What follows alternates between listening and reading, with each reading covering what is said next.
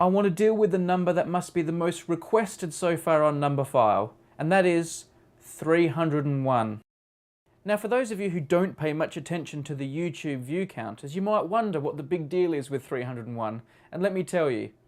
When a new video is uploaded, and if it's quite a popular one, you'll quickly see the view counter rise and rise and rise, and then it will get to 301, and it will freeze. And it will stay on 301 for a day, maybe half a day, and then it will start counting to higher numbers as usual. Now, a lot of people have been very mystified by this and have asked us to check it out. I'm Ted Hamilton. I'm a product manager for YouTube Analytics. So there you go. I've got in touch with the people who actually count the YouTube views. That is correct. Well, we actually have the computers do it. We don't count them ourselves, but yes. So before we get to this whole 301 malarkey, what is a view on YouTube? I've always wondered, is someone just pressing play counting as a view? Well, that's actually a bit of a YouTube secret. A view should be a video playback that was requested by an actual user who got what they were intending to get and had a good user experience. We think of views as a currency, and therefore we have to make a significant effort to eliminate counterfeit views, if you will. Now, I know that all sounds a bit mysterious, and we will come back to it later on in the video, but let's crack on with this 301 figure. And you're going to find out counterfeit views actually have a bit to do with it. But the next thing we need to realise is when you watch any video, like this one for example, you're probably not all watching it from the same server.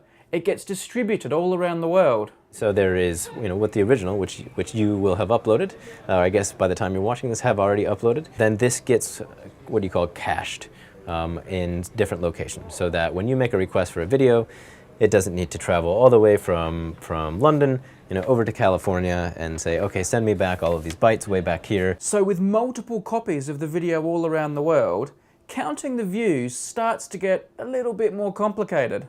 Here's you at your computer watching the video. If you make a request to this server is going to give you the video, right? And at the same time, this server is going to write a little message to a log. It's just one line in a log. Every once in a while, we collect all of these logs. So we'll ship this thing in from Central Europe or whatever into the central log collection area, aggregate them all together, and then go through and count them up.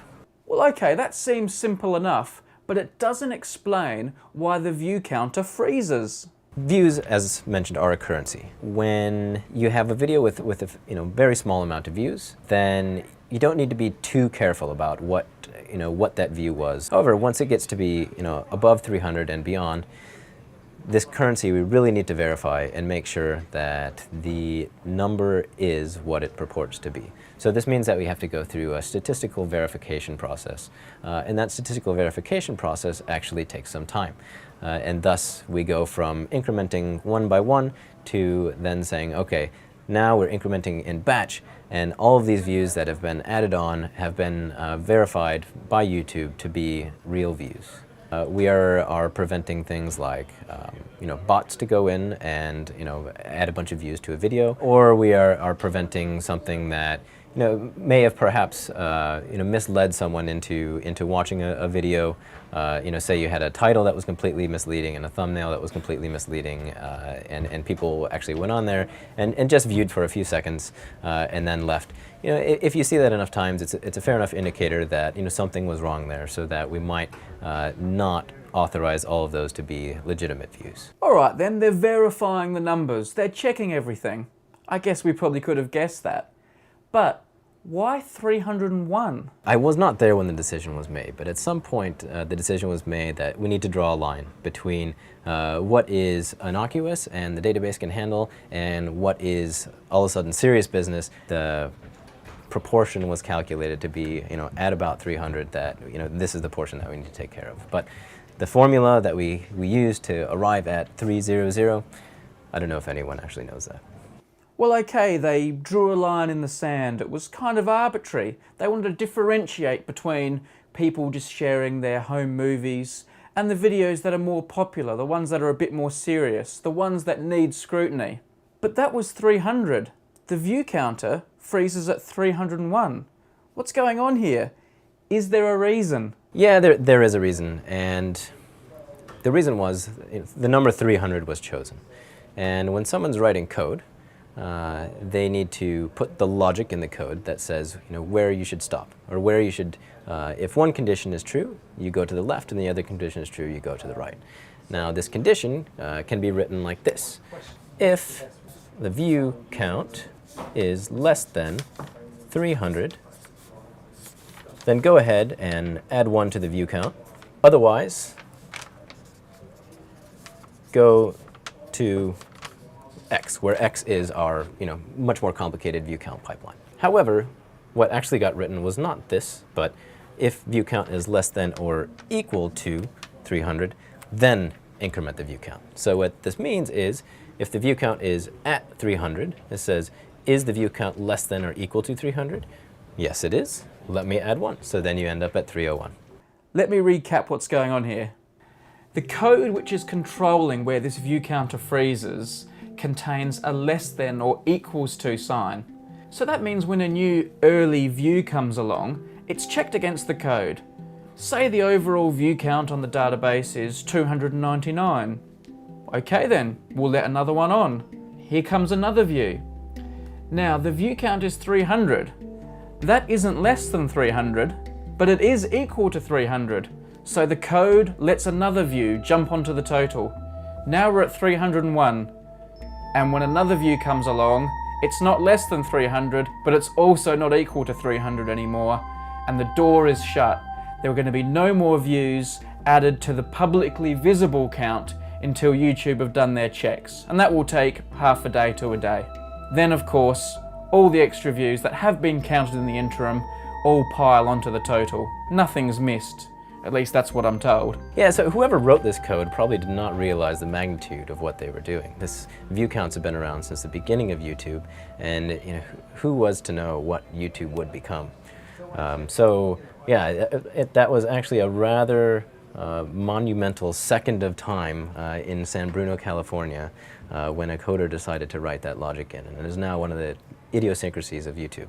Now I can hear some of you screaming at your computer screens. The view count doesn't stop at 301. Sometimes it stops at 302, or 305, or 310. What's going on there? There's an explanation for that too, and that comes back to how I was saying the videos are shared around servers all across the world. So here's what's going on there. The views are coming in from the logs at the different videos, the different places around the world, and they're coming to this central database. And we know the door's going to be shut at 301. We just explained that a minute ago. But what happens if views are coming in at the same time? Someone watched it in Africa at the exact same time, someone watched in Europe. Now we've got multiple views coming in. Checking if they're allowed to join the count. Yes, they are. It's less than or equal to 300. So they all pile on at the same time. Now when a new view comes along, sorry, we're closed for business. But because of that simultaneous update, a few extra views were able to sneak on. We get asked about it all the time. I wouldn't say that it causes angst, but it's certainly, I would classify it more as an annoyance. You can go and see a very popular video, and you look and you'll see that it has 2,000 likes and 300 views. That's a little bit interesting. Well, the issue there is that we don't put the likes through the same rigorous process, and likes are far fewer in magnitude, so our systems can handle them more easily. But the views do freeze, and it can result in some awkward situations, but that actually results in terrific videos like this. So. I did speak to Ted for maybe 45, 50 minutes and recorded it all. I've got loads of footage, a lot more detail, including a bit more about what constitutes a view, and I know some of you will want to see it. I haven't had time to edit it all just yet, but stay tuned because I'll be uploading that to Numberphile in the near future. And for those of you who don't like these ones that are a bit more about computers and the internet, I'm sorry. Numberphile is always unpredictable, and I promise next time it might be something you enjoy a bit more. At this point you can go wild, right? How many arrows do you want? So the next one, let's say we did 3 to the power of, to the power of, to the power, arrow, or whatever you want to call this. 3, well that